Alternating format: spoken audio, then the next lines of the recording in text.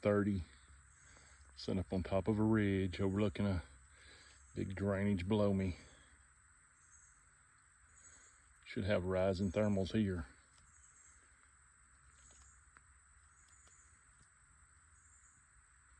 And it's going straight down to the bottom.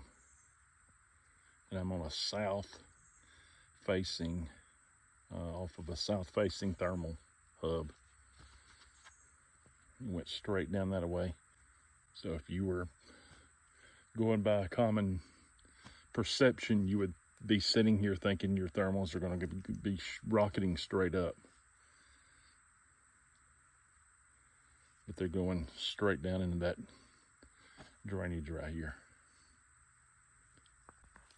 Just to show it wasn't a fluke. There's really no wind here.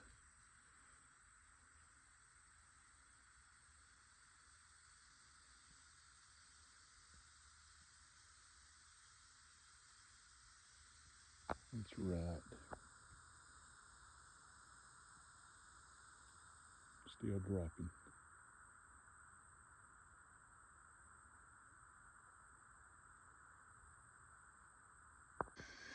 It's super hot. It's like 96 degrees right now. And I'm sitting in a thermal hub checking milkweed, and it's shocking. Even in 96 degrees, you've got sun bearing down on it. It's 1:30 in the afternoon. And I'm in a thermal hub facing south, and I've got dropping thermals. So perception of thermals is not exactly meet reality in a lot of ways. So that's why you've got to go out there and throw milkweed and get in these places and figure them out, because they're not always what they appear. So using that to your advantage.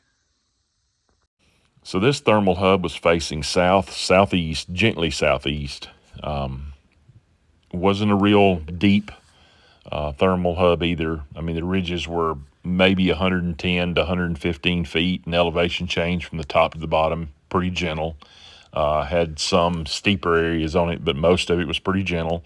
Had a small branch running down the middle of it, but it was mostly dry. So nothing to really indicate that you'd have a real strong thermal pull downward. I was on the sun-facing side of a secondary ridge point.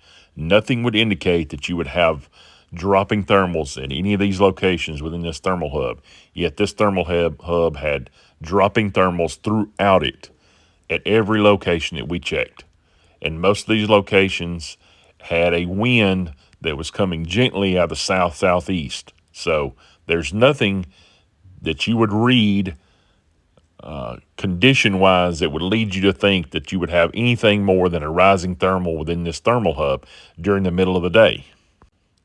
And this just illustrates why I never rely on a location to have a rising thermal for me to hunt that location.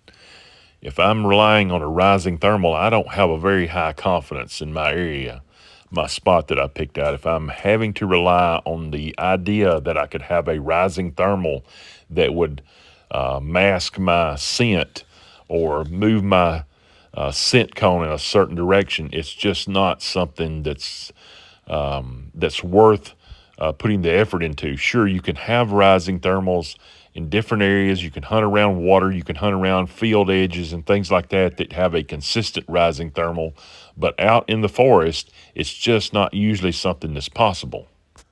And the sign that we located along this thermal hub just led me to believe that more than likely this buck is utilizing that dropping thermal. The direction of the sign, the way the sign played out, made sense that he was using this thermal hub and those dropping thermals within it. His bedding around it, his sign laid down, the rubs, the scrapes, things like that just led me to believe that this buck was using this thermal hub, knowing that he's going to have that consistent thermal draw down in that bottom. In my previous video, I mentioned that south-facing thermal hubs are boom or bust, and this illustrates exactly why that can be the case. This could be a bust case if you went into that thermal hub thinking it's south facing. I'm going to have the rising thermal up on the ridge tops, up on the secondary ridge points. My thermals are always going to be rising because that's the common theory that we have. We have banked that into our memory bank that we're going to have rising thermals up on these ridge points. And you got there and you didn't, and you have blown that thermal hub out because of what you were thinking, so you busted. Where if you thought about access and you thought about if you had the knowledge that I'm going to have dropping thermals in this south-facing thermal hub, so I've got to utilize a different access direction, and I've got to hunt it at a different time. I've got to have a different mindset. So when you hear guys say a mature buck has a different lifestyle, they do things completely different. To hunt one, to kill one, you have to do things completely different. You got to think outside the box. Well, this is an exact example of that, thinking outside of the box, not thinking I'm going to have rising thermals there, knowing ahead of time that I went in there in the summer, did my homework, dropped the milkweed in this area. I have scouted it when the buck is not using it, so I'm not doing damage to it. But I'm learning everything about it, and I'm learning that I can't hunt this the way my common theory of how these thermal hubs work and how thermals work, that I have been told I got to think outside the box. When you hear that, hunt a deer thinking outside the box, this is exactly it. Common theory should tell you you should never have a dropping thermal in this south-facing thermal hub during the middle of the day. So now you know that you can hunt it outside of the box. So a lot of times when